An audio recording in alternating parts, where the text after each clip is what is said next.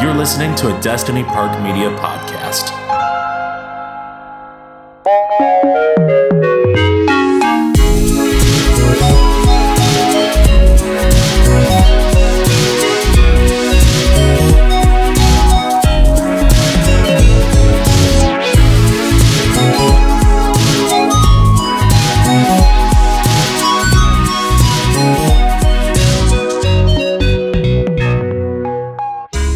Thanks for joining us on the Akira Slide podcast. My name is Michael D. Rowland, and I have a confession to make.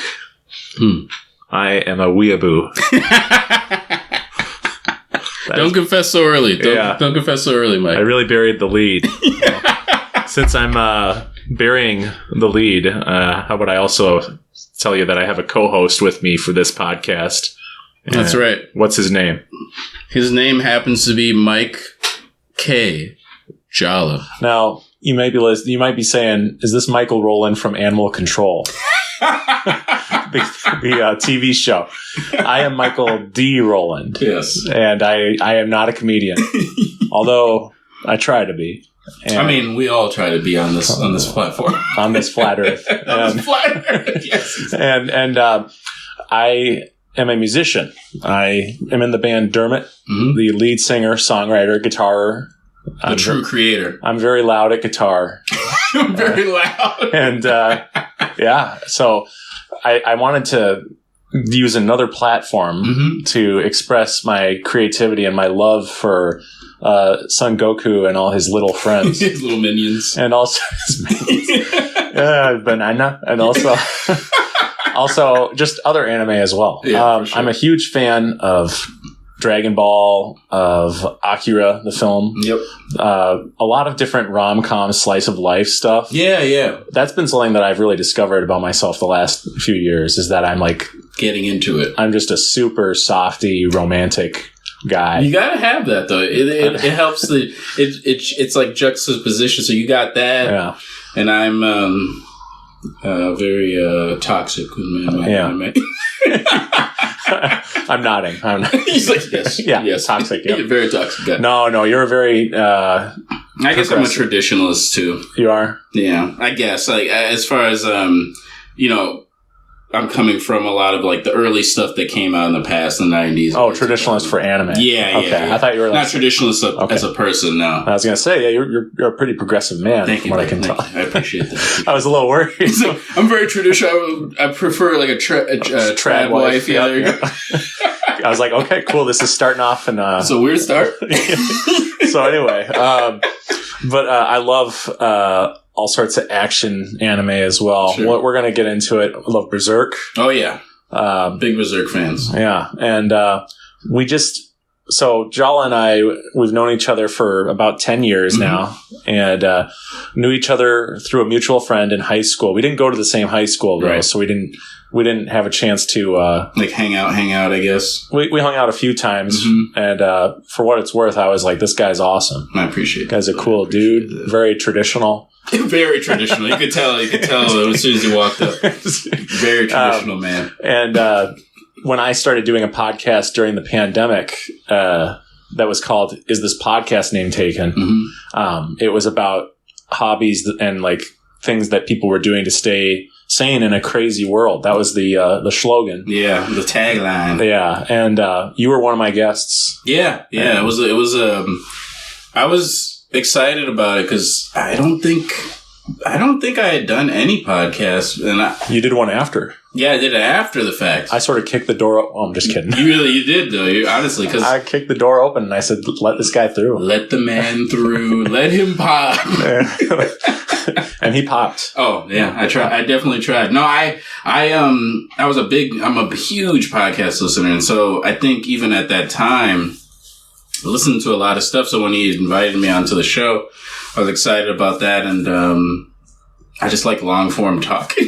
So I like doing it and listening to it. So yeah.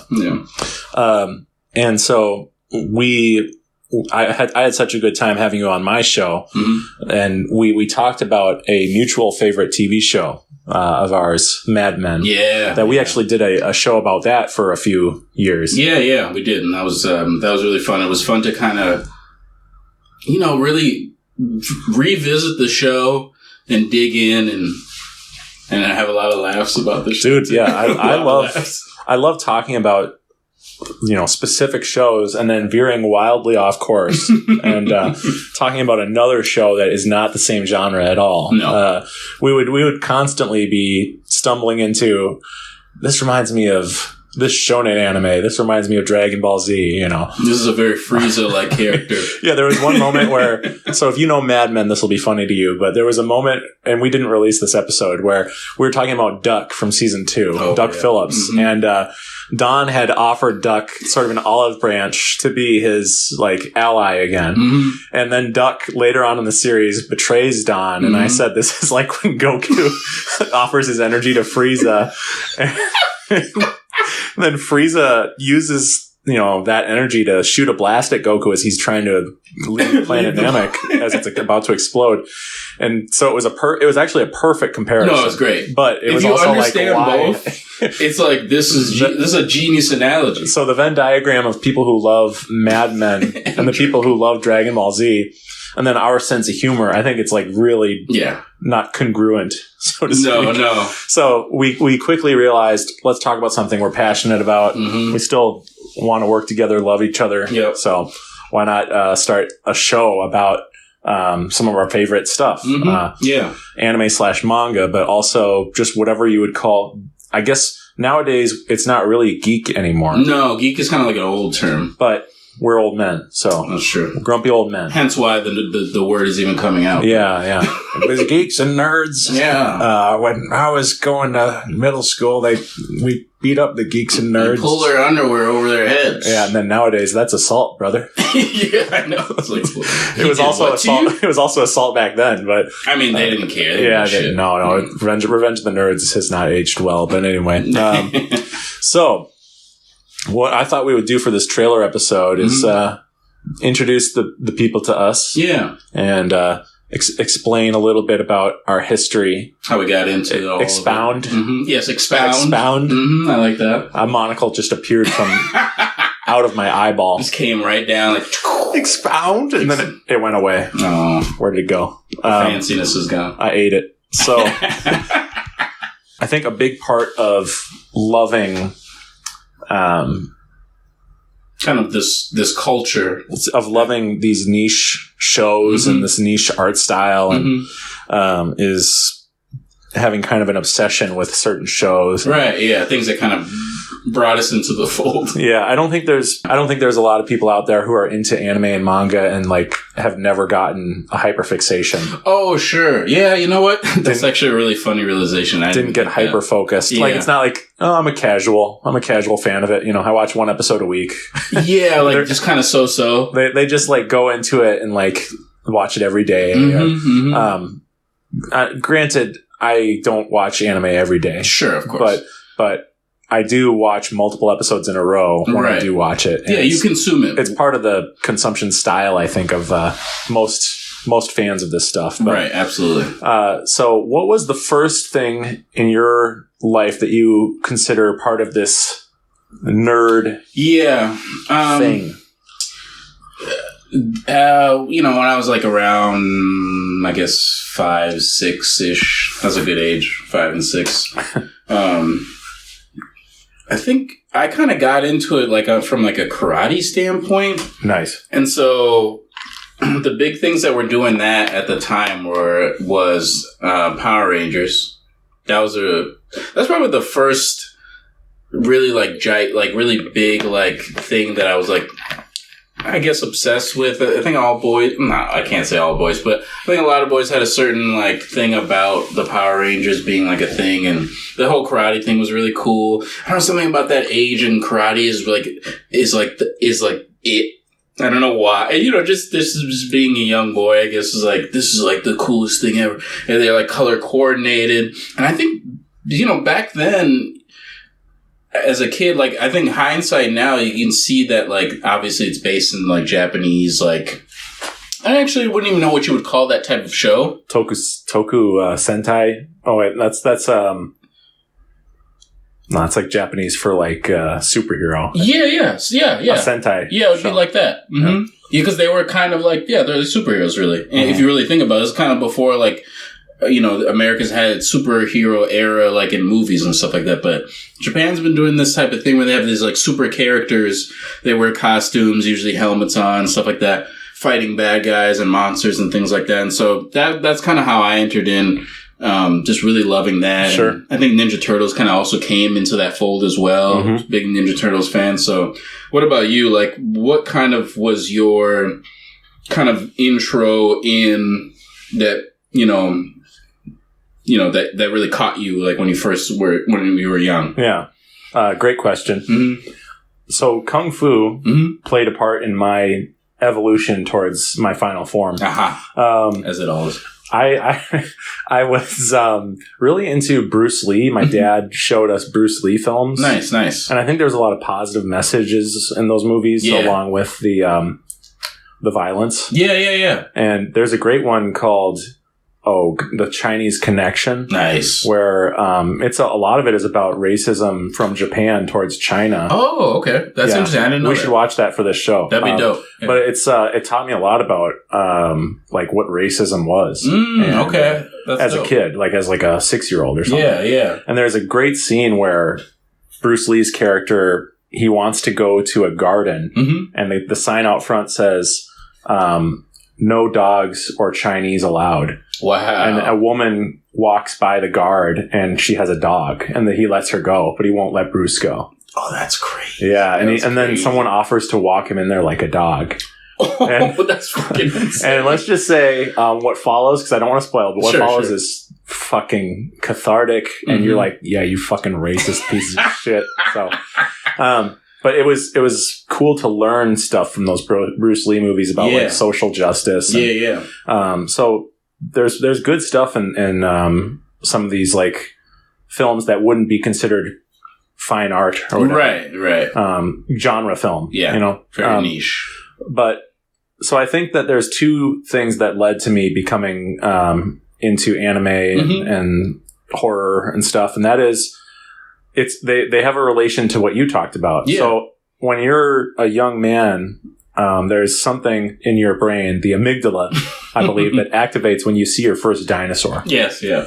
So I saw Barney, the dinosaur, which for those of you who don't know, he's a friendly-looking fellow. He very cartoonish-looking dinosaur character. The straight-to-video version of him from the early 90s or even late 80s, I actually think that's still a good design. Yeah. Because it's sort of original. Yeah, it's sort of angular and has just the right amount of ugliness. Yeah. Whereas, still reptilian-looking. Still a little bit reptilian. And, you can imagine him walking through a city, construction and destroying the buildings. Smacking things around. That's the mark of a good dinosaur. Yeah, there you go. You can imagine him rampaging still. Rampage. But the pink version of him, not a fan. It's not because I'm toxic. It's not because I don't like pink dinosaurs. Because Godzilla's pink now, and I think that's okay. Sure.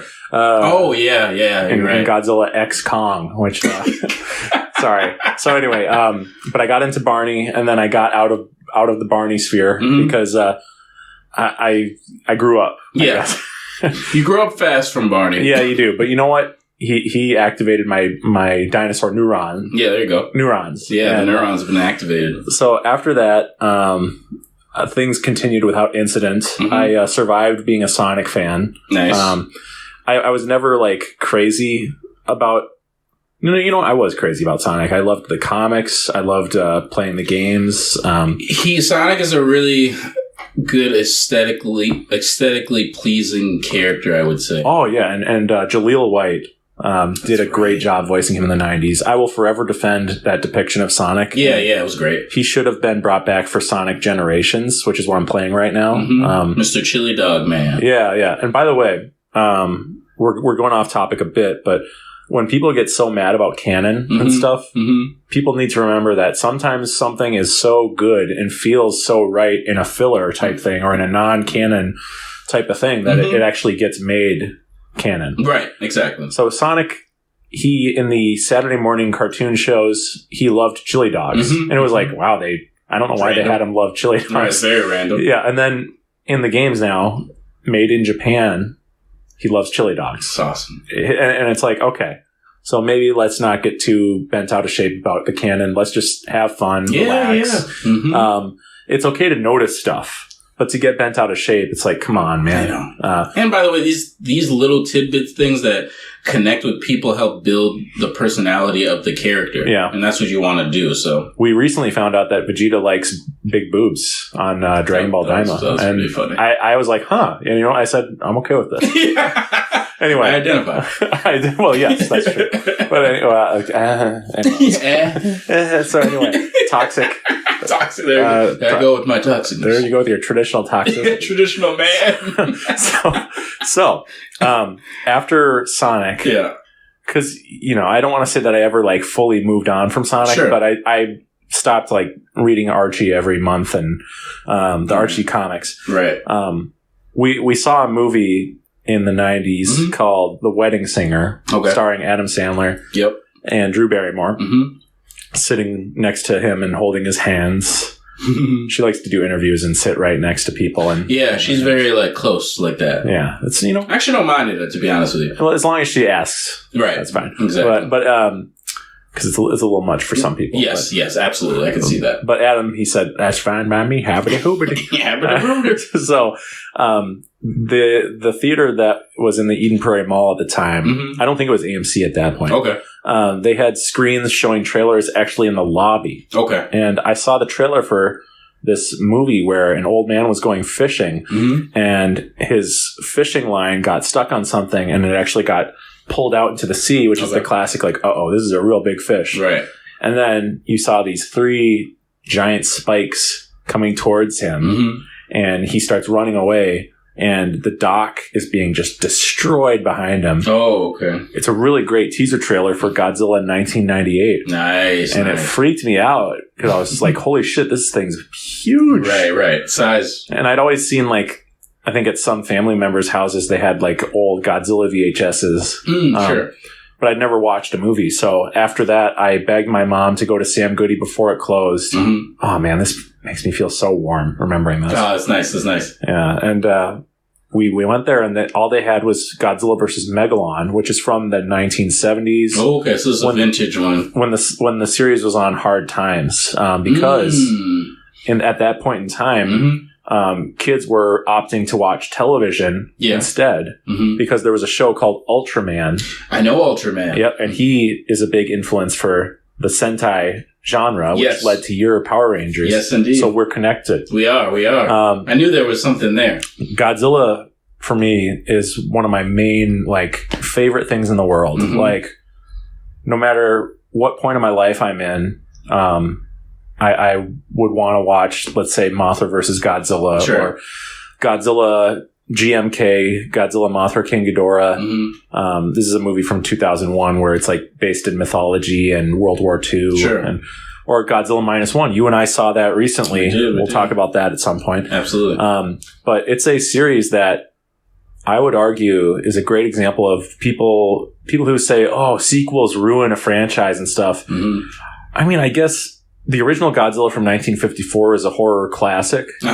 And it's a beautiful commentary on nuclear weaponry and how dangerous it is and the suffering Japan underwent in World War II. And I could see a world where it getting no sequels would lead to the Godzilla name being, quote, more respected. Really? But yeah, I see. Because of the sequels were monster mashups. You know, sure. They were fights, right? And they weren't as, quote, serious. I see what you mean. Like stepping away from the classic film side of it and moving into a more battle form. You know what I mean? Like this versus that. This versus that. Yeah. Right. And here's the truth is that there are multiple. A lot of good Godzilla movies. People act like it's like Godzilla 1954, Godzilla -1, and like nothing else. Sure. But those are the most serious, and and Shin Godzilla. Yes. Those are the most serious and the most social commentary around it. Yeah, but there are other really good Godzilla movies, and there is social commentary in the Monster Versus ones too. Sure, I can see that. But most people who do film essays or video essays about Godzilla,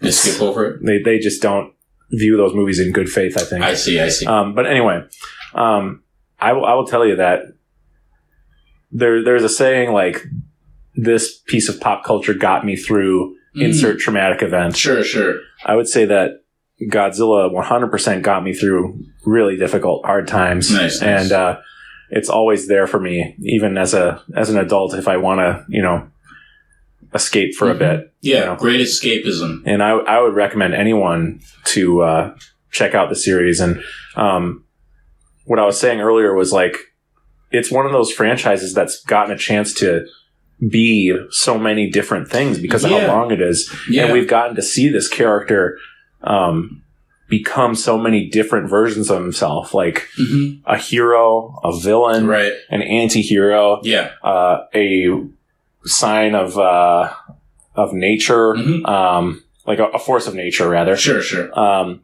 A political commentary, just so many different versions of this character that exist. It gives them more dimension. And it's also like, sometimes it's set in the future, sometimes it's set in the past, sometimes it's a comedy, sometimes it's horror. I can't think of any franchise that has been able to hit those different. Yeah. I'm with you on that. It really has to the point where Godzilla is a brand, and like it can be used, I think, in like almost any form. Yeah. Like I went to Japan last year. That's right. And I think I was in Osaka, and there's like a Godzilla street. Yep.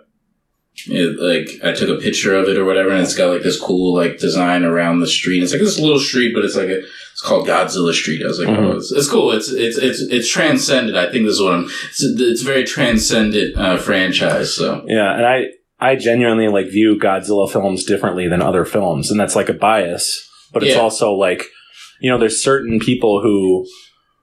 Like, I went on a date with this girl who really liked Star Wars, and she said, and I have my 10 favorite movies, and I don't put any Star Wars movies on there because I view them just in a totally different way than other movies. Right. And I do that for Godzilla, too. It really hit home with me just because they're just their own genre. Yeah, like, they really are. And I would recommend anyone check them out. It's a lot of fun. Yeah. A lot of fun. Definitely a fun genre. Yeah. Absolutely. And they led to Power Rangers. They Power Rangers in there. And like I said, that karate martial arts space was a really big thing. Ninja Turtles. And then eventually, I think the first, if I'm not mistaken, I believe the first anime thing that I saw coming off of the back of like that genre, the whole fighting martial arts space, was Sailor Moon. I'm almost certain. Yeah. And it was on a really random channel. I think it was on you remember the channel USA? There used to be a channel called USA. It's still around. Yeah. Oh, it's still around? Okay. Nothing but good memories. I'm detached from traditional TV for the past, I don't know. I'm detached from the USA. Yeah, from the US and A. No, it's been 15 years or so, maybe. Yeah. And it was on that channel, I believe. And I was watching that, and I thought, again, by the way, another thing doing the colors. Each character has a color. You're just a color-oriented guy. Just a rainbowish type man. TMNT. Yep. Teenage Mutant Ninja Turtles, for those aren't in the know. Yep. And those guys are like, there's a blue one, there's a red purple one, there's an orange one. And then for Power Rangers, there's a blue one, there's a red one, there's a purple. And then for the Sailor Moons, there's it's more blue, red, and yellow. I know they're not called the Sailor Moons. They're called the Sailor Senshi. Is that it? Yeah, Sailor Senshi. Yeah. No, I jumped on that because it looked interesting. I think the drawing style was interesting to me too. I hadn't really seen. By the way, speaking of that though, the drawing style, I think I think before even getting to Sailor Moon, there was for me, it wasn't very long. I didn't have a long period of liking it, but Pokemon snuck its way in like around the time you were watching like Godzilla, is like the 98. It could have been even earlier, but I think it might have. Hard to place when it actually came out, but we were talking during the break about how there's certain things during the 90s where we realized like stuff happened back to back. Right. But the way our temporal distance from our memories causes things to go, it's like, I remember being into Pokemon for a really long time, and then like a lot of space between finding Godzilla after that. Right. But they were like in the same year for sure. Yeah, yeah. Which is crazy. I got into Pokemon too, but it's weird. I definitely like got out of it. You know what I mean? Like, you want to know a funny story about Pokemon that just hit me? Sure. I was into it for a bit, and obviously this is like, I think this is 4th grade, like 3rd grade, 4th grade. That's what I remember. Pretty sure it was 4th grade, in fact. It's a fad. I mean, like, it's not anymore. Like, there's people around the world who love Pokemon now. It's a thing. But it was a fad in the 90s. Then people got out of it for a long time. Yes. And then they've gotten back into it with Pokemon Go, and there's people who are speculators on the Pokemon card market. Oh, yeah, the values of the cards and things like that. Fuck you. Sorry. No, people used to carry these giant binders with all the cards in them. Yeah. And, it was 4th grade, and I remember, like, people had them, and I was into it for a little bit, but then, I watched the show. The show was fun for a little bit, and then, like, 1 minute, like, I just wasn't into the collecting of the cards anymore. No. I wasn't getting the stuff that I wanted. And I remember my homeboy he was with me, like, we're downstairs in the basement, and we had a couple cards. I had a couple cards down there, and I remember, like, I hate this. I just don't. I don't remember what I said. I'm making up these words, but I remember I cut one of the cards in half, like with the scissors. Wow. And we were just laughing, like, hysterically about it, because back then it was like a big deal. Yeah. Like, yo, you just cut a Pokemon card. This is like, jackass. Yeah, like. This is nerd jackass. I'm gonna cut this Pokemon card. As long as it wasn't a Charizard. It was some type of some Pikachu. I think I used to hate Pikachu. Wow. I had a really I used to, because the way that the character would be, it was too cutesy and Pikachu, the voice for Pikachu makes my skin crawl. Yes. Here's the thing. Yeah. Pokemon was the intro for a lot of people for anime. It's a very formulaic show. Oh yeah. Every episode follows a very basic formula, and it's like, I think the first thing that people can point to. This was also when the internet was becoming popular. So there were sites where people were becoming radicalized and going, every episode's the same. Every episode's the same. Ash has to fight someone, and if he wins, then Team Rocket shows up and tries to steal his Pikachu. Yep. And, he either wins or he loses, but they still give him the badge anyway or something. I don't remember. This was like 20 plus years ago. But people were noticing this is extremely formulaic. They also reuse so much animation. It's kind of like Power Rangers. Like, that's another show where I kind of fell out of it just because the formulaicness of it all. Yeah. Absolutely. So, but huge shout out to Pokemon and the fans for Pokemon. I'm not someone who really has stayed connected to Pokemon. Yeah, I think we all had our Pokemon Go time. Yeah. That was big. That's the thing. Pokemon became mainstream, but it wasn't something that made anime become mainstream. No, because it had gotten so big that it was completely separate from anime for whatever reason. Whatever reason. It became its own thing. Yeah, and back in the 90s, anime was called Japanimation. Right, which is so cool. It was. So you think that name's cool? It was cool when I first heard it as a kid, because you know what's hitting me now, though? They called it that because if you just called it animation, you'd be discounting all of the animation that came out in America at the time, and it would be like, well, what are we doing? If that's animation, what's my art thing? It's an unnecessary categorization, because it's the same thing as like when people call something J-pop or K-pop. It's like, do we need to separate it by what country it comes from? Right. Not really. No, it's not necessary. It's maybe fun, I guess, but yeah, is it coming from I think it comes from an innocent place. Mm-hmm. But yeah. In the 90s, I think there was a lot of weirdness attached to the idea of imports being popular in America. Right. Like, right. if something was from Japan, it would be edited to shit because they believed there's no way that American kids could listen to this with the original soundtrack. Right, right. Or the original actors being Japanese, they would be confused. Sure. So Power Rangers is from the show Sentai. Oh gosh. Oh, you actually know the original show that it comes from? I don't remember which version of it, but it's something Sentai. Right. And basically they took those fight scenes, I guess, from that show. Yep. And put them into the Power Ranger universe show. So they would have the American actors do their own acting, and they'd have some of the fights without their suits Special effects scenes, which includes them in their suits, yes, are from the original show. Yeah. Very cool idea, I guess. I don't think anybody does anything like that where they're taking a property with scenes already built in and then merging it with something that they made to then make a new show. It's a cost-cutting move. Very, very cost cutting. It's 100% a cost-cutting move. And also it's sort of, kind of xenophobic, I think. Probably. They think that kids can't get into something from another country. It has to have American actors. America was, in the 90s, we were I feel like we were the cartoon, the 90s era of cartoons and kiddom stuff was gigantic. I mean, we had so many channels that just dedicated to children. You can't, in this time period, there's not a lot of that. Yeah. At all, really. And the first Godzilla movie that came out, it's a classic in Japan. Mm-hmm. And it got changed to Godzilla, King of the Monsters, and they replaced a lot of the movie with scenes with a white actor whose name was Raymond Burr.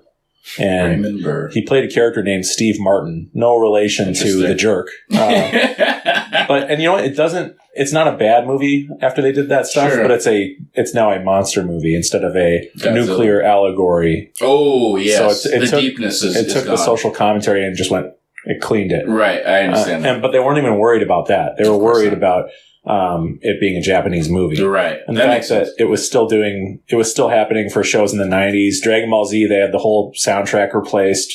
Yeah. Which, by the way, I do love some of the Falconer score. Don't get me wrong. Yeah, no, he's got there was some good stuff in there that brought over. His team has some good stuff. Yeah, absolutely. He takes credit for everything that his team did. But yeah, it's one of those guys. Anyway, one of those art of the deal type guys. Yeah, art of the deal. There you go.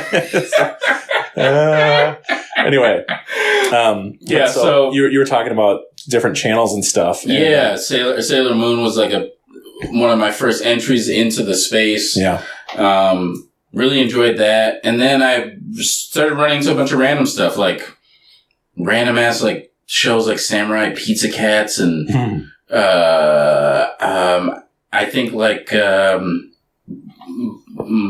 Biker Mice from Mars or some shit. I don't think that was Japanese. I'm pretty sure that was an American creation, but all this stuff kind of merged into each other. And then I ran into the big dog. The goat. Yeah.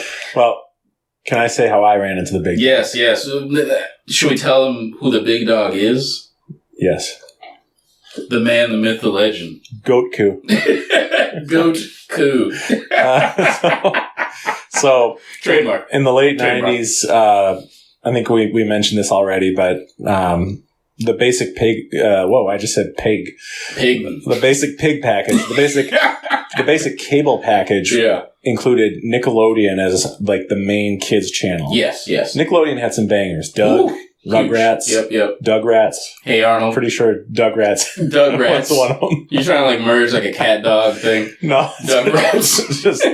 just a brain aneurysm. That was fine. But so Cartoon Network was added in late 99, I want to say. Yeah. Mm-hmm. And the turn of the century. What do you do when you get home from school? You put on the old TV in the 90s. You didn't have your smartphone or your iPad. We were not iPad kids. We were TV kids. Definitely not iPad kids. No. And we thought TV kids were bad back then. we were like, okay, I shouldn't be watching so much TV. Yeah, but they let us, though. They let us, you know. Really did. My daddy. Yeah. No, I honestly, though, be honest, the type of shows that we were getting, though, was pretty quality. There was a variation. It wasn't specific to one style of cartoon. Yeah. You could get, like, your slice of life homey shows, like, you know, Recess and Hey Arnold and Doug and all that stuff is like family. Rocko's Modern Life. Rocko's Modern Life steps more into like the weird, like quirky show. By the way, Rocko is definitely the grandfather of SpongeBob. Yeah. Just so you guys know. Yeah. He is the godfather. Yeah, the absolute godfather. So Cartoon Network starts showing something called Toonami. Yep. And I remember I think I probably was bouncing between channels, and I caught this man holding his arms up in the air. He had a blue undershirt and orange pants. I believe a blue belt. Yep. Blue boots. Yep. Brown bricks. Brown bricks. Really niche reference. Cinemassacre fans, you know what we're talking about. And my brother, who I showed him the Inspector Gadget Minecraft video. Brown bricks. We'll talk about that. Brown bricks. So there were no brown bricks. I want to be clear, but I saw this guy holding his arms up with this blue orb, and he was like taking forever to charge it. But I was just transfixed because he was fighting this extremely dangerous seeming lizard, alien, feminine creature named Frieza. Oh, and the cast of characters that was there just was very interesting. Mm-hmm, and the art design was just immediately captivating. Yeah. The show is Dragon Ball Z. Yeah. And that's what we had all these flings before, you know. We had Pokemon, Sonic, Barney. Yeah. Barney. We all relate to this. Yes. But that was the first, I think, really long lasting obsession for me in terms of pop culture. Right. Where it's just like, I just kept on this and I was kind of obsessed. And, you know, I probably could have branched out sooner for other anime, but it was my gateway to other anime. Like with Pokemon or Sailor Moon or stuff, I didn't branch out to other anime. But for this, it's like, I'm converted. You know? You know, the funny thing about Dragon Ball Z is that I actually caught Dragon Ball before Z. Really? Okay, that's rare for this very rare fandom. Very weird, too. I think it was on it wasn't even on Cartoon Network, because Cartoon Network had Dragon Ball Z.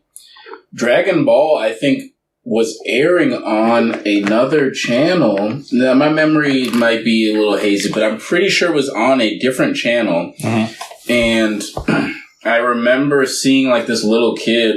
Oh, you know what captivated me? He had a monkey tail. Yeah. And he was riding around on this like Nimbus cloud, and I was like, "Yo, that's cool." And he had like a stick, like a pole. I was like, "This character just looks cool to me. This is a cool looking character." Cool monkey. Yeah, he had this old man training him, which again fits into the karate style. Martial like arts. you got the martial arts like teacher, you got the kid who's like learning how to like fight, and he's got his like little friend, his little bald friend, Krillin or whatever, that's in there too. And then you have this cute girl like Bulma, who's like the tech person back then, like before they had like tech people, but. Yeah, she was in there, and she was like, she actually spurred the whole show off, like looking for Dragon Balls. Goku didn't give a damn. Like he had a Dragon Ball, I don't think he even knew what they were for, but you knew what it was. Goku's a flat character, but he for some reason is just so captivating, and you root for him. Mm-hmm. One of the most beautiful things about this series is when Toriyama passed away. Mm-hmm. I thought deeply about why I love it and why I love Dragon Ball. Yeah. And one of the things that is so true is that across all different cultures, all different types of people, genders, ages, people look at Goku all over the world and say, this is my brother. He is one of us. Yeah, there's like a weird connection with the youth. Not the youth. With humanity. Yeah, he represents like this idealized attitude that I think people strive for. Toriyama, at one point, he said, this was near the end of the manga, he said, I want to strive to face each day like Goku would, and I hope you can do the same. Exactly. And it's true. Like he has a positive attitude. He just says, it'll all work out. I'm going to keep training. I'm going to keep trying. Yeah, he keeps working. I hope I can, fight someone strong. Yeah. And by the way, he gets his lumps. Yeah. He's not like perfect. Oh, the best parts of the show are when Goku is getting his ass kicked. Yeah. Because you're like, how the hell is this guy going to get out of this? Thank you. And you don't know if he can, and then he just thinks he can, and he finds a way. Yeah, he keeps pushing. Like there's an inner drive. That's the thing, that inner drive. Yeah. I think humans want, because I don't think we don't all have that, but and sometimes you can get it and earn it and find it, but like, it's so desirable to have that inner drive that's like, no, I'm going to keep pushing and I'm going to figure it out. I think that's why shonen anime appeal to young men, because Western animation doesn't have many storylines that push to the idea of self-improvement and getting up and being stronger than the day before.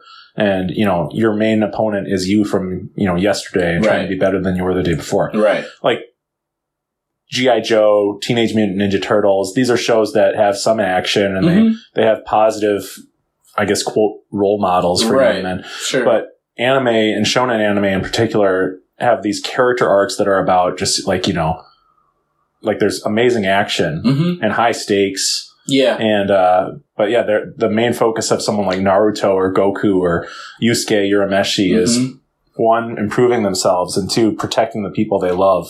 Yeah. And that's I think what connects people to these shonen shows. Yeah, and, absolutely.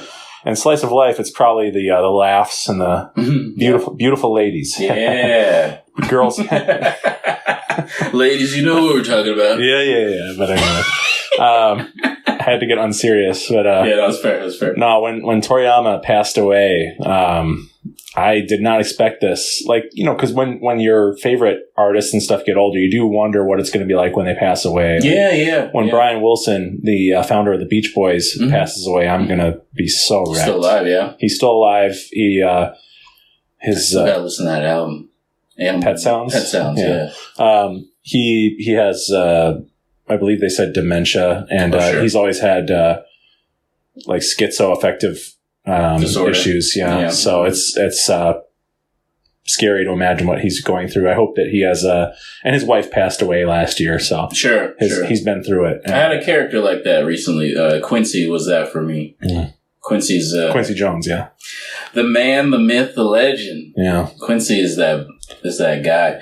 But yeah, when Toriyama passed away, I cried several times. Yeah. Like reading the tribute posts and just saying, seeing so many people from the animation sphere, the TV, the movie sphere, people who you wouldn't expect to make a tribute. And, but yeah, just the way that, Goku means so much to people. And like Piccolo is my favorite character. Yeah. But I view Goku the same way I view Godzilla, where it's like, this is my friend. Right. This fictional character is my friend. Right. And I'm 35 years old, and yet when I see Goku, it's just like my buddy.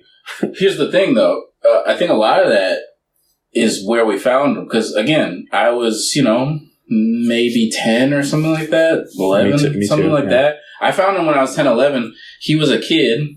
And then I literally watched him grow into a full-grown man. And then I watched him have kids himself. And then I watched his kids grow up. And then I watched his kids have kids. Like, I know this family, you know what I'm saying? Like, that's why I'm also connected to the dub, because I know these people's kind of voices throughout it hasn't been the same throughout the whole thing, but they've been kind of close. I know them throughout their whole thing, so that's why I'm like, this is like a side tangent of why I connect to the dub, is because these are people's voices that I've been hearing for 20-ish years, like 25 years or so. So I'm connected to them. So, and I think the awesome thing about it is that there's not a lot of shows where you watch them from here as a little to a grandpa, basically. Like, it's dope. Like, there's very few shows you can go to and say, oh yeah, I used to watch the show when the character was a kid, and now they're this grown person and have kids, and their kids have kids. That was a radical idea at the time. Very. He pushed back against his editorial team because they didn't want him to make Goku an adult, because Goku's a cute little kid in the original Dragon Ball. Right. And Toriyama, we'll get into this in the next episode, but he loves to take people's expectations and say, fuck you, here's what I want to do. And so he said, I'm making him an adult, you guys. Yeah. And he just kept aging him up. There's an attitude for TV shows, not just animation, but TV shows in America, where the goal should be, this is according to some showrunners, that you tune in and you know what you're going to get. Right. You get the same gags, the same character moments. Yeah, it's like for lack of a better term, like the comic strips. Right. You know the general idea of what's a Garfield strip is going to be. Right. A Peanuts strip, which Peanuts is dope. Oh, yeah. My favorite. But it's not the best way to tell stories, in my opinion, for television. No. But anyway, so we both love Dragon Ball, and we got into... big touch point. Yeah. I got into Satoshi Kon for anime directors. Of course, Hayao Miyazaki. Oh, sure. You know, Rumiko Takahashi. She did Inuyasha, Ranma 1/2. There's all sorts of great shows that we can talk about on here. Oh, yeah. And great films. Yeah. Oh, yeah. Great films. Yeah. Our namesake. When was do you remember when you first saw that? Because I think I saw that as like a late teen, actually. So I saw it in... We're talking about Akira. Yep. I saw it in my teens. Okay, you did see it in your teens as well. Yep. And just loved it.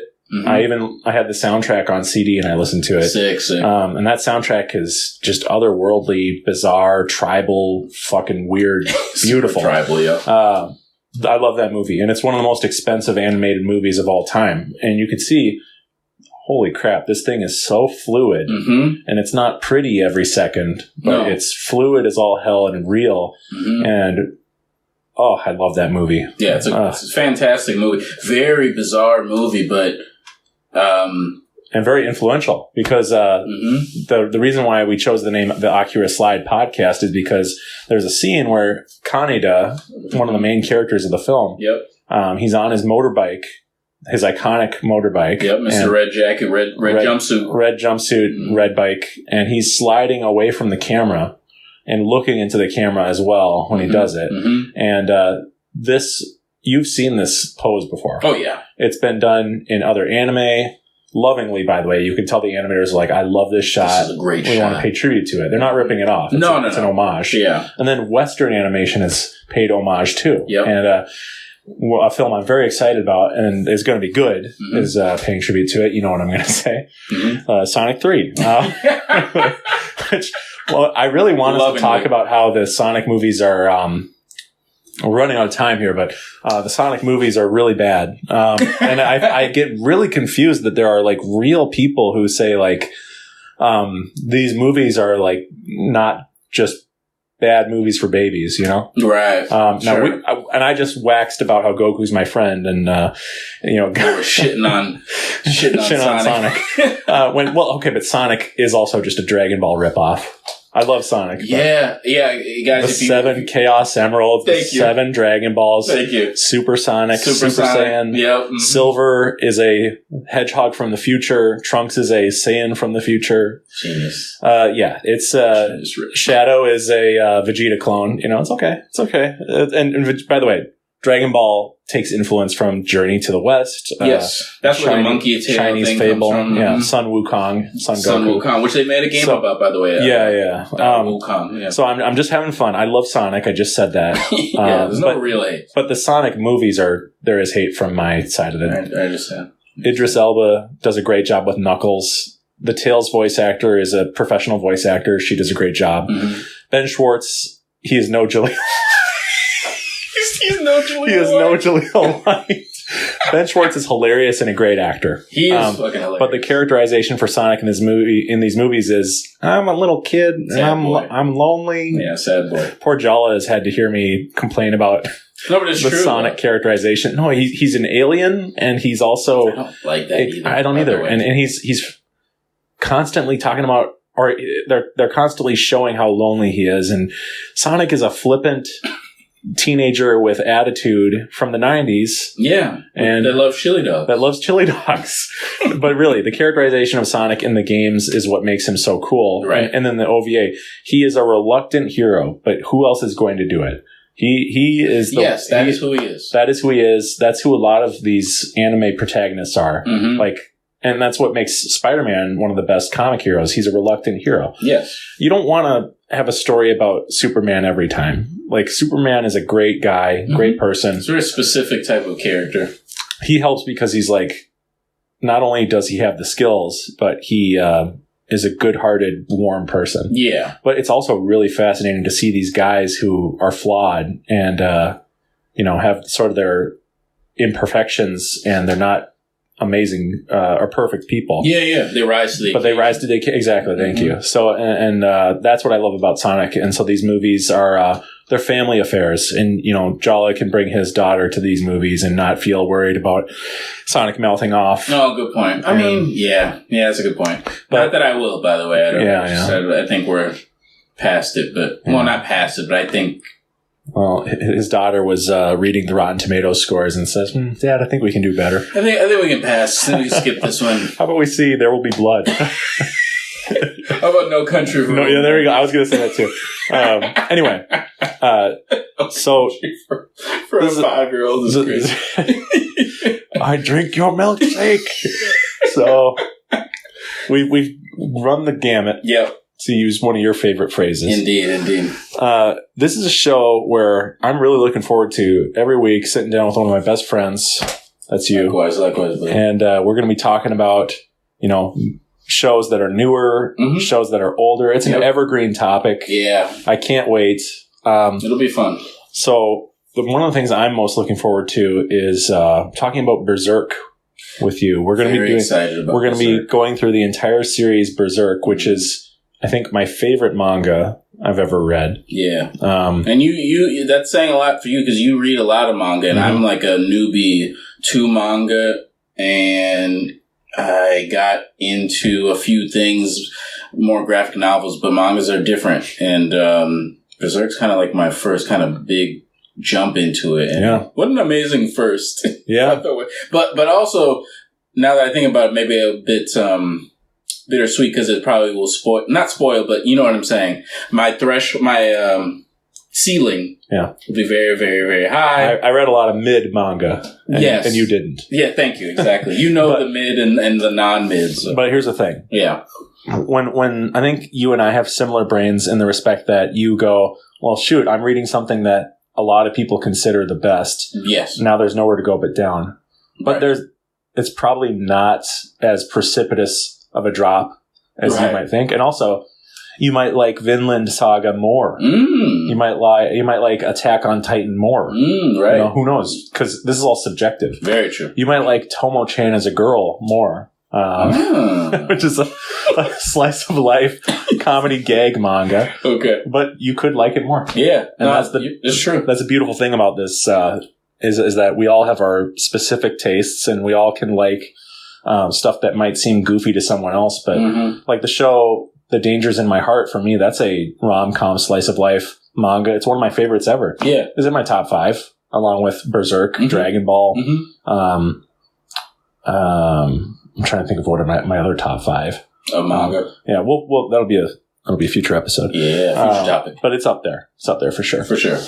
Yeah, very excited about the Berserk book club. Yep, and my brother Joe, who is desperate to talk about Berserk, is going to be a part of it. Yeah, it's going to be great. I can't wait to deep dive that. Gutsu. Mr. Gutsu. Sorry, Gatsu. Gatsu. And we are going to talk about the anime too.